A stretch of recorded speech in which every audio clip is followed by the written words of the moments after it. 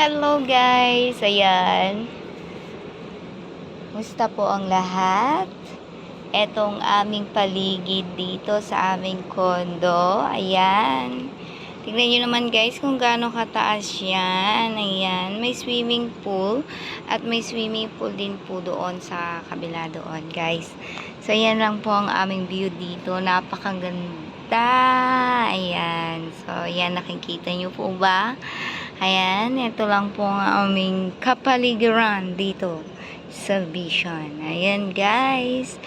Hulaan nyo po kung anong floor ako nakatira guys. Ayan, tansyahin nyo na po yung kung gaano kataas ayan sa baba. Ayan guys. So ito ang aming mga halaman, ang aking halaman. Alam nyo po ba kung anong halaman ito? Ito guys. Ito ay maple tree. Ayan. Guys, so etong aming kapiligiran. Hindi maingay ngayon yung construction dyan sa harapan guys. Ayan. Kung nandito kayo nakakagigil sa ingay. Ayan guys. So eto, ayan po ang Vision Park. Yung maraming punong-puno dyan guys. Kung dyan kami nag-exercise at lumalabas at naglalakad ng aking alaga. Ayan guys, dyan kami naglalarong dalawa guys at nakakakita ng mga wild animals. Ayan, o diba ang ganda-ganda. Ayan guys, so dito ang aming kapaligiran dito sa Vision. Ayan, dalaw po kayo dito at inyong makikita. Ayan. So, itong aking mga halaman. Ayan. Dahil po ang init ng panahon, mga halaman ay kawawa guys. Kawawa po talaga. Sobrang walang ulan. Ayan. This past few days guys. Ayan guys. So, ayun. Pinakita ko lang po sa inyo kung ano ang inyong makikita dito sa aming lugar. Ayan guys. Ito po ang aming lugar. O diba? Ang ganda. And abang-abang ka lang dito guys. May dadaang airplane. Ayan. Aeroplano. Ayan. Aeroplano. So, ayun guys. Tara naman. Magluto na tayo. So guys, nandito na tayo. Tapos ko na pinakita sa inyo ang aming kapaligiran, ang aming view outside. Ngayon magluluto na tayo ng for lunch. Ayun guys. Simple lang ang aking lulutuin ngayon. Ang ulam lang naman ng aking alagang isa ang darating dito sa bahay today. At yung panganay ay alas 4 na siya darating ng bahay guys. So ayan. Simple lang po ang ating lulutuin. Ayan. Fry egg with beans. Ay, beans pala guys. Beans or Baguio beans. Ayan. Then, tsaka tayo magpa-fry ng white fish. Ayan.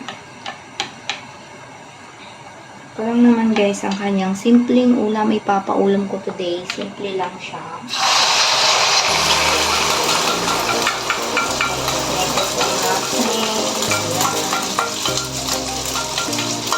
Hindi nyo kasi alam guys, paborito ng aking alaga ang itlog. Ayan. Kahit anong luto ng egg yan, paborito.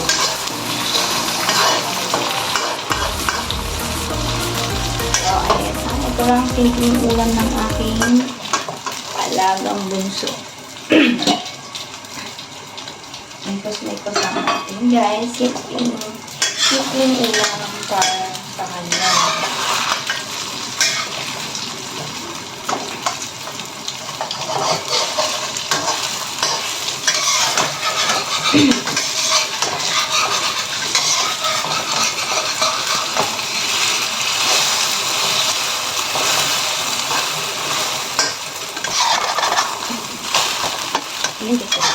Yan.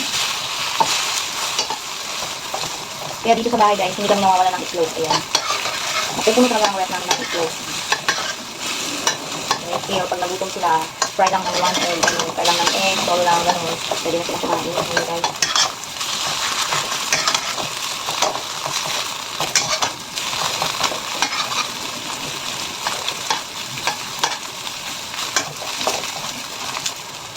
Ayan guys, kayo ba guys? Anong mga ulam niyo dyan? For today. Ayan. Malibang natin naman ito guys. Tararan! Ayan, luto na. Luto ng ating itlog. So, ayun guys, sunod naman natin ang ating white fish. Ayan, i-fry natin siya. So, i-fry na natin. Baka pwede na mainit-init na umusok ng ating kawali.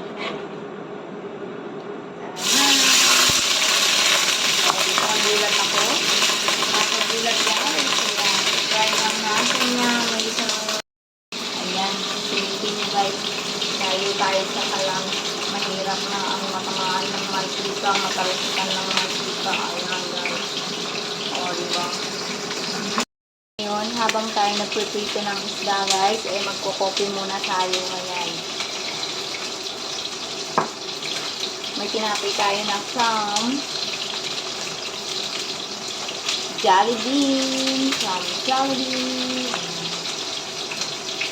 Ito ba ito? Alam kung galing Jollibee ba talaga ito? Hindi guys. So, coffee lang ako dito. May tinapay. Ayan, lang kapal ng tinapay ko. Tawtaw lang natin siya. Ayan. Yung sa lumambot. Ayan. Yummy. Guys, luto na ang ating main dishes na today. Yan. O, yan yung white fish. Etong white fish na to guys is madali lang tong lutuin talaga. Favorite yan ng alaga ko. Itong isdang ito. Ayan. So, ayun guys. Thank you for watching.